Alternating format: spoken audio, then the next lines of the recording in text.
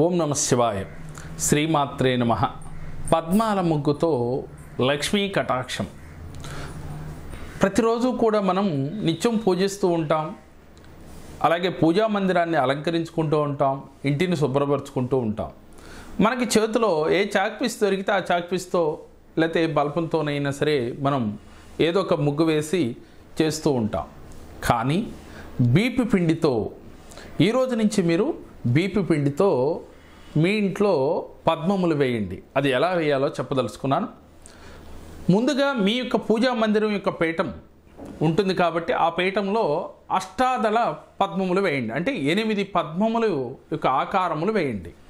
అష్టలక్ష్ముల్ని కూడా మీ ఇంటి పూజా మందిరంలో వచ్చి కూర్చోమని ఆహ్వానించండి. ఆ తర్వాత మీ ఇంటికి ఈశాన్య మూలలో పద్మం వేసి దానిపైన ఒక రాగి చెంబులో నీళ్లు పోసి ఒక ఎర్రటి పువ్వు ఒక పద్మం దాంట్లో వేసి ఈశాన్య మూల పెట్టండి. అలాగే ఆగ్నేయ మూల మనం పొయ్యి పెట్టుకుంటాం కాబట్టి ఆ పొయ్యి కింద కూడా పద్మం వేయండి. మీకు బీరువా నైరుతి మూల ఉంటుంది, అంటే బీరువా కింద కూడా పద్మం వేయండి. వాయువ్య మూల కూడా మీరు ఒక పద్మం బీపిండితో వేయండి. ప్రతిరోజు ఒప్పుకున్న వారు 4 మూలలా కూడా పద్మములు వేసుకునే యొక్క విధానాన్ని అలవాటు చేసుకోండి.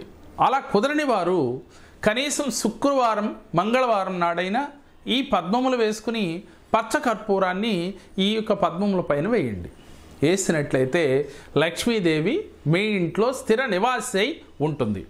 ఇక ఇందాక మనం పూజా మందిరంలో చెప్పుకున్నాం 8 పద్మములు వేయండి, అష్టలక్ష్ముల్ని ఆహ్వానించండి అని.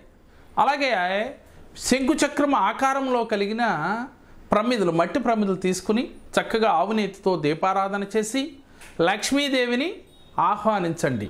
ఓం శ్రీ మహాలక్ష్మీదేవియే నమః అనే మంత్రంతో శుక్రవారం మంగళవారం కనీసం మీరు ఒక 108 సార్లు కుంకుమతో చేయండి.